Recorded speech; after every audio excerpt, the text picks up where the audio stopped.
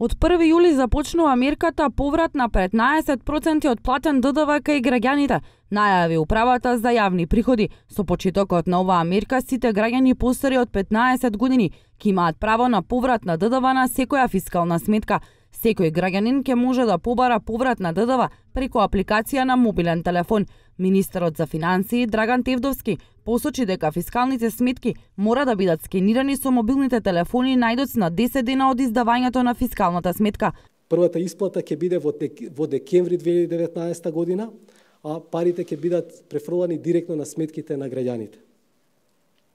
Потоа исплатата ќе се врши секој февруари, мај, август и ноември за изминатите 3 месеци.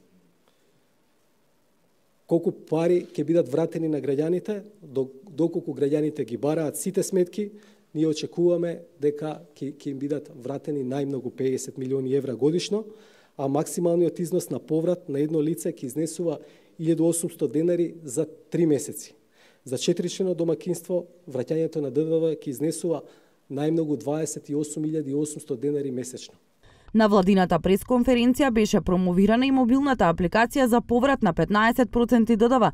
Директорката на УЈП, Сања Лукаревска, посочи дека системот е веќе подготвен, а граѓаните правото на поврат ќе може да го остварат на брз и едноставен начин, без административни процедури и чекање на шалтерите.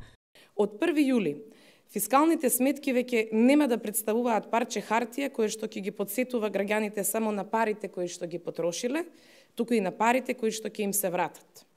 По стартот на проектот поврат на 15% ДДВ кај граѓаните, на секој граѓанин ќе му биде навистина важно дали фискалната сметка во нивните раце е валидна или пак за производот кој што го купиле, некој им издал незаконска фискална сметка и со тоа им гоускратил правото да остварат враќање на ДДВ.